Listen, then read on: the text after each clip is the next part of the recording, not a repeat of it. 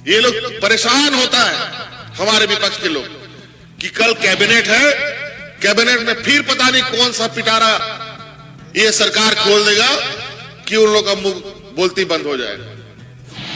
आज ये मुद्दाविहीन सरकार है, मुद्दाविहीन तो होना ही है, नेताविहीन सरकार है तो मुद्दा भी नहीं है। हमारे झारखंड के लोगों को बहाल कर लिया है कि मार सरकार को कोसो, हेमंत सोरेन को गाली दो, शिबू सोरेन को गाली दो, इसी के लिए अपॉइंट किया है।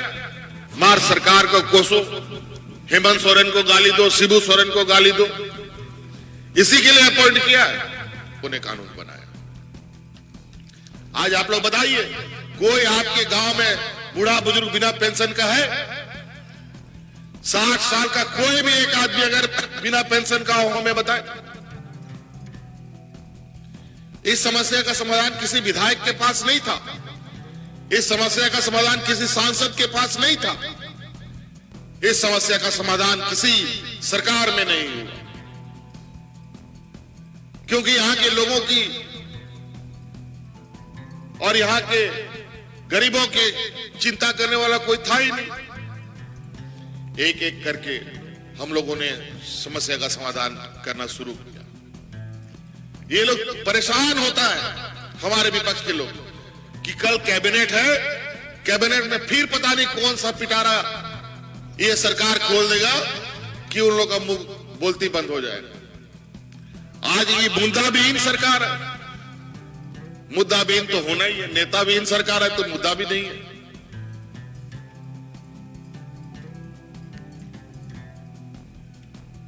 और आज इन लोगों ने कुछ एजेंट हमारे झारखंड के लोगों को बहाल कर लिया है कि मार सरकार को कोसो, हेमंत सोरेन को गाली दो, शिबू सोरेन को गाली दो, इसी के लिए अपॉइंट किया है। आज अल्पसंख्यक समुदाय के लोगों का कितने समस्याओं का समाधान हुआ। इनका मदरसा का पेंशन से लेकर के, इनके शिक्षकों का तनख्वाह से लेकर के, मदरसा का एफिलिएशन से लेके अनेकों वर्षों से कभी समस्या का समाधान नहीं उनका। इसी डबल इंजन की सरकार ने इस राज्य के गरीब, एक तो गरीब राज्य, गरीब लोग अधिक रहते हैं, सरकार के राशन कार्ड पर ही जिंदा रहते हैं बेचारे, और उसमें भी इन लोगों ने तो अपने सरकार में 11 लाख गरीब का नाम काट दिया राशन कार्ड से। मतलब कोई संवेदनाएं नहीं यहां के गरीबों के प्रति। और आज ये सरकार, उन लोगों ने 11 लाख लोगों का नाम काटा, हम लोगों ने 20 लाख नया राशन कार्ड बना करके गरीबों के बीच में बांटा। कोई भूखा नहीं मरेगा हमारे राज्य, इस संकल्प के साथ। कई चीजें जो सामाजिक सुरक्षा की जितनी निर्णय थे, लगभग हम लोगों ने तेजी से लेना प्रारंभ किया। हमारे कर्मचारी भी यहां पर लाखों कर्मचारी है, कोई अनुबंध पर है, कोई कॉन्ट्रैक्ट पर है, कोई परमानेंट है। सभी कर्मचारियों का हाल बहुत बुरा। अभी सरकार ने सभी कर्मचारियों का पेंशन का पैसा बाजार में लगा दिया और बोला पेंशन नहीं मिलेगा, वो बाजार में लग गया। बाजार अब जैसा उतार चढ़ाव होगा वैसा तुमको आर्थिक मदद मिलेगा। लेकिन वर्तमान बाजार की स्थिति ऐसा है कि आज रुपया अपने पैर पर खड़ा नहीं है, रुपया माथा के बल खड़ा है और पैर पर खड़ा होने का स्थिति भी नहीं दिख रहा है। आज देश की अर्थव्यवस्था पूरी तरीके से चरमरा गई।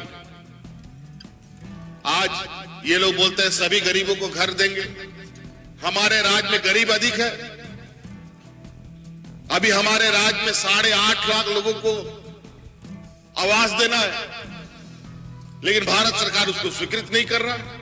इसको लेकर अभी हम गए थे मंत्री के पास कि भाई हमारे गरीबों को तो आपके प्रधानमंत्री बोलते हैं कि सबको आवास दे देंगे 2022 तक, अब 24 खत्म होने जा रहा है, चुनाव आने वाला है। ये मुद्दा बनाएंगे हम कि आप लोगों ने गरीबों को लिए आवास नहीं दिया, और उस आवास में जो अंशदान राज्य सरकार का है वो हमारा पड़ा का पड़ा रह गया।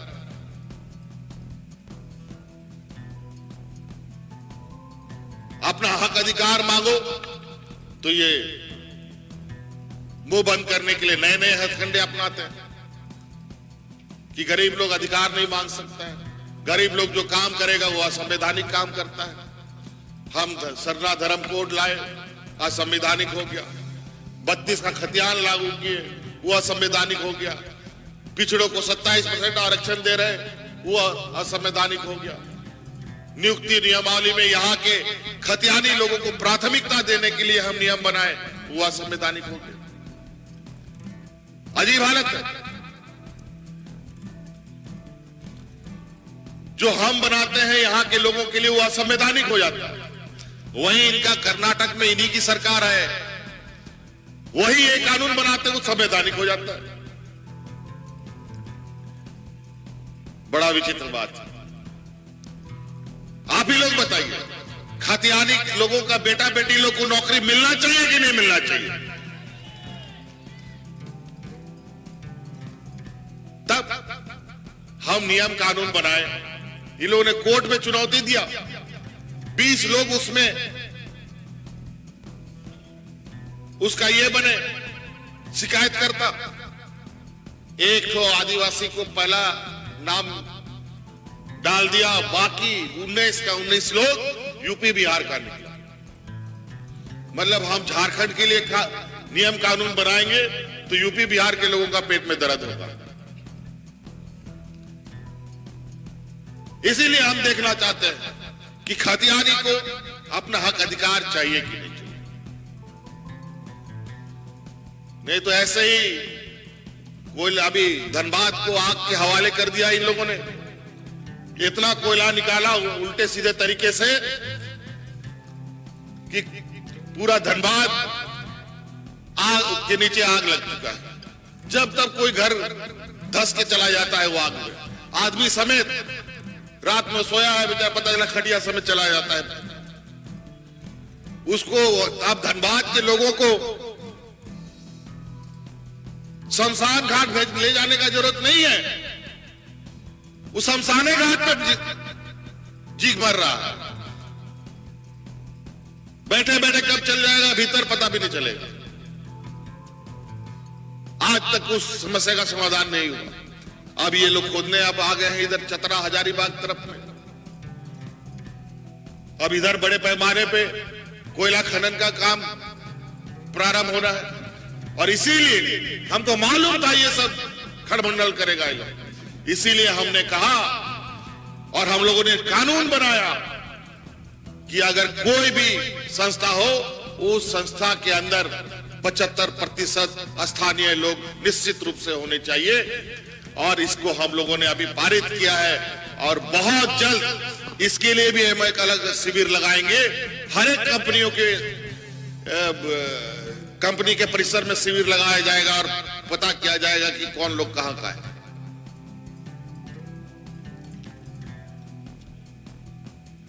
जब तक आदमी, देखिए भाई, ये लड़ाई अभी का नहीं है, ये लड़ाई अपने आने वाली पीढ़ी के लिए है।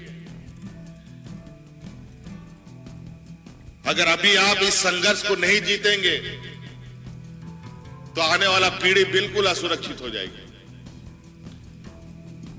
इसीलिए हम लोगों ने खतियान को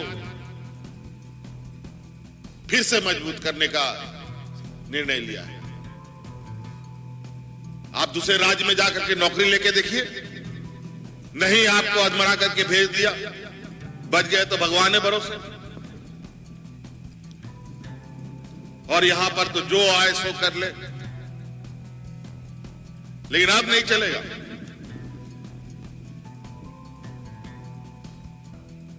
राज अलग हुआ, 30 साल 40 साल के संघर्ष के बाद, अनेक लोगों के शहादत के बाद 20 साल लग गया इस राज को फिर से मूलवासी आदिवासियों को कब्जा करने में।